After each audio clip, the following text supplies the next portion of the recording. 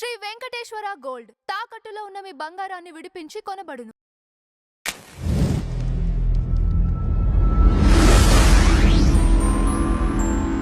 నమస్తే మ్యామ్. శ్రీ గురుభ్యో నమః. శ్రీమాత్రే నమః. నమస్తే మ్యామ్, గుప్త నవరాత్రులు, వారాహి మాత నవరాత్రులు, ఏ కోరికైనా తీర్చే నవరాత్రులు ఇవి. అమ్మవారిని ఈ 9 రోజులు పూజించుకుంటే సకలం మీకు సిద్ధిస్తాయి అంటున్నారు. ఈ వారాహి నవరాత్రుల గురించి, అమ్మవారి విశిష్టత గురించి చెప్పరా? వారాహి నవరాత్రులు అని అంటేనే ఆవిడ సాక్షాత్తు లలిత అమ్మవారి శరీరం నుండి ఉద్భవించిన శక్తి వారాహి అమ్మవారు. అంటే లలితాదేవి యొక్క శక్తిని వారాహి.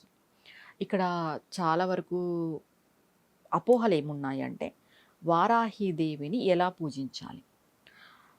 2 విధానాలు ఉన్నాయి.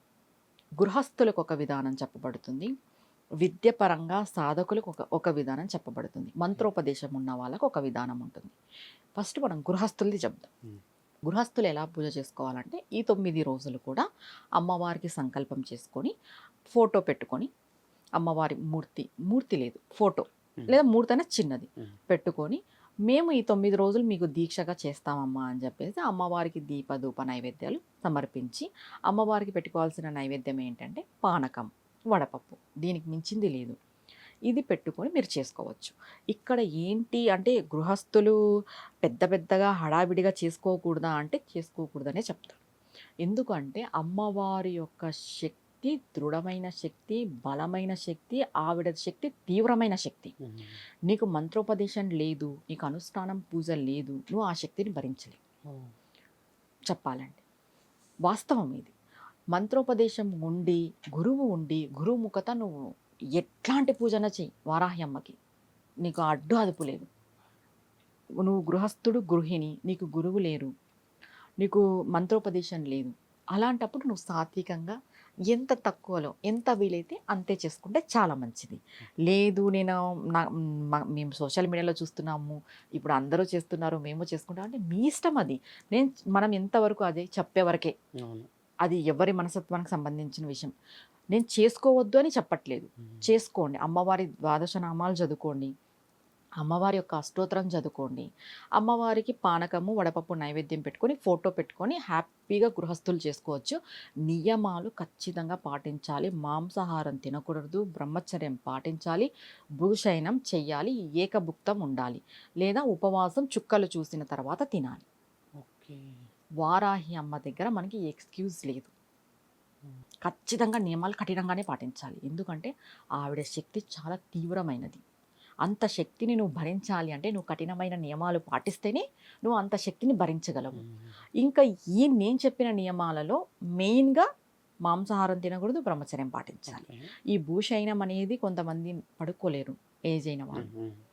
తర్వాత ఏకభుక్తం అనేది ఇప్పుడు బీపీలు షుగర్లు ఉన్నాయి, ఆ రెండిటికొక్కటే కొంచెం ఎక్స్క్యూజ్ తప్ప ఇంకా మిగతావన్నీ కఠినంగా పాటించాలి. మంత్రోపదేశం ఉన్న వాళ్ళు వీటిని కూడా కఠినంగా పాటించాల్సిందే.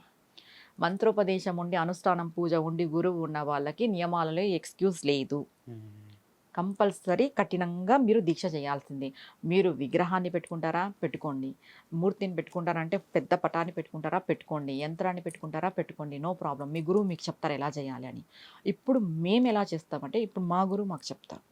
ఈ 9 రోజులు కూడా అమ్మవారిని మేము అంటే విగ్రహాన్ని పెట్టుకొని పూజ చేసి, ఈ 9 రోజులు కుంకుమార్చనలు ఉంటాయి అమ్మవారికి. ఈ 9 రోజులు అమ్మవారికి యంత్ర పూజ ఉంటుంది.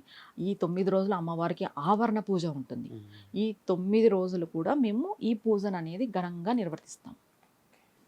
మా గురుగారు మాకు చెప్పినట్టుగా మేము చేస్తాం.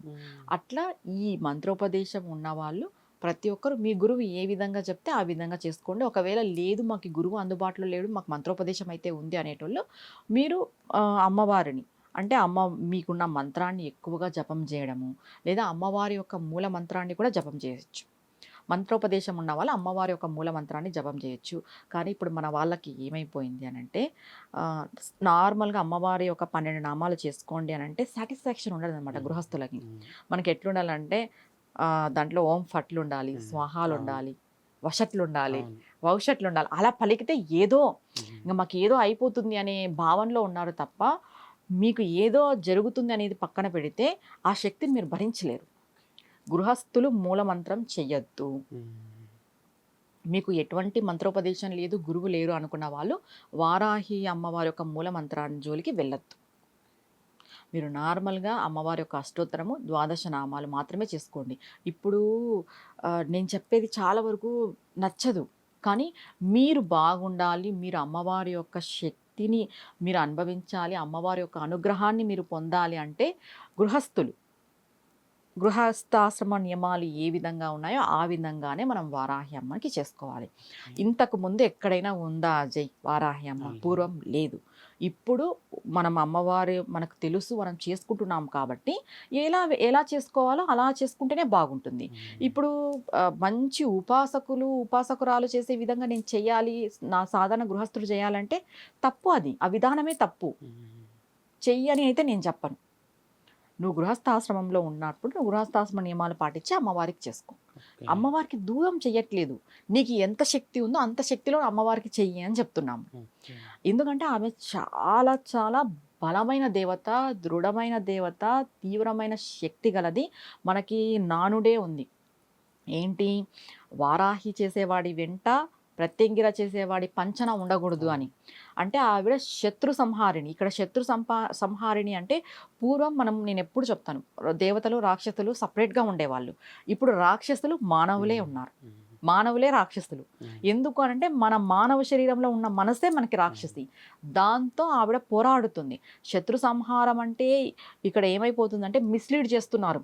అంటే శత్రువుల పైన ఆమె వెళ్తుంది, ఏదో చేస్తుంది అని. ఫస్ట్ ఏదో చేస్తుందనే విషయం పక్కన పెడితే నీకు ఎవరైతే శత్రువులు ఉన్నారో వాళ్ళ మైండ్ సెట్ని ఆవిడ మారుస్తుంది. అంతేగాని ఆ శత్రువులను ఏదో చంపేది వెళ్ళి చెప్పాలంటే వాళ్ళ మైండ్ సెట్ మారుస్తుంది, వాళ్ళు మీతో బాగుండేలాగా చేస్తుంది. ఇంకొకటి, మీ మనస్సు సరిగ్గా లేకపోయినా, మీ మైండ్ సెట్ సరిగ్గా లేకపోయినా ఆవిడ సరిచేస్తుంది వారాహి మాత.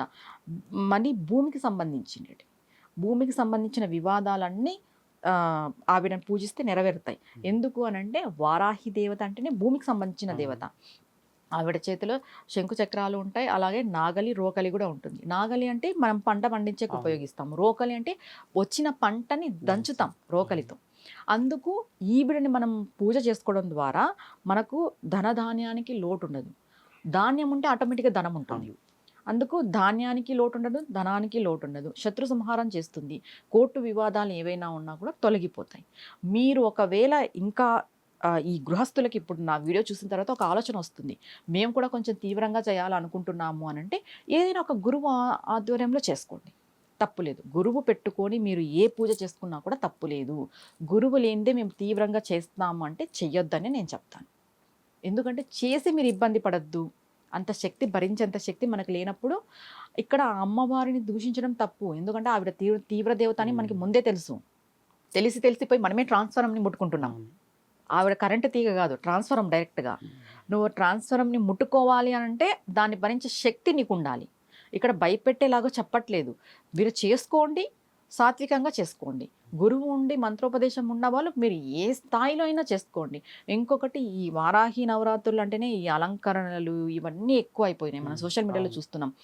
గుప్తంగా చేసుకునేటివి అలంకరణలు మీకు చేసుకునే ఇది ఉంటే చేసుకోండి, టైం ఉంటే, నేను చేసుకోవద్దని చెప్పను. కానీ గుప్త నవరాత్రులు కాబట్టి సాధన పెంచండి, జపం చేయండి. మంత్రోపదేశం ఉండేవాళ్ళు ఈ అలంకరణలు ఇవన్నీ పక్కన పెట్టేసి బాగా జపం చేయండి, సాధన పెంచండి. నైట్ టైం ఎక్కువగా సాధన పెంచండి, ఎక్కువగా జపం చేయండి.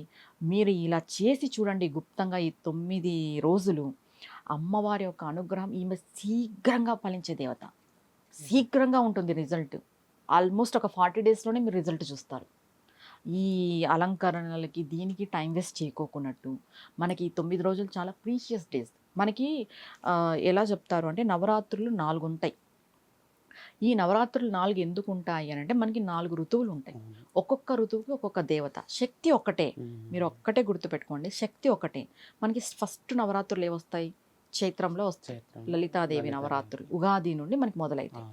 ఉగాదిలో మనకి ఋతువు స్టార్ట్ అవుతుంది. ఆ తర్వాత మనకి ఏదొస్తుంది? వారాహి నవరాత్రులు వస్తాయి. లలితాదేవి నవరాత్రులు అయిపోతేనే వారాహిదేవి నవరాత్రులు వస్తాయి. చూడండి, ఉగాది టైంలో ఆవిడ లలిత, ఈ 3 నెలలు దాటగానే వారాహి. శక్తి ఒక్కటే, పేరు మారింది, పరివర్తనం చెందుతుంది శక్తి. ఇప్పుడు లలితాదేవి వారాహిగా పరివర్తనం చెందింది. వారాహి నవరాత్రులు అయిపోతేనే ఏమొస్తాయి? దుర్గా. దుర్గ వస్తాయి. దుర్గాదేవి పరివర్తనం చెందింది, శక్తి ఒకటి. ఈ వారాహిని దుర్గ అయింది. అవును. తర్వాత శ్యామల వస్తుంది, శ్యామలగా పరివర్తన చెందింది. దుర్గనే శ్యామలాగా పరివర్తన చెందింది. శక్తి అంతా ఒకటే. 3 నెలలు మనము ఈ 9 రోజుల కాలాన్ని మనం ఉపయోగించుకోవడం ద్వారా ఈ 3 నెలలు మనకి రక్ష ఉంటుంది. ప్రకృతి మనకి సహకరిస్తుంది.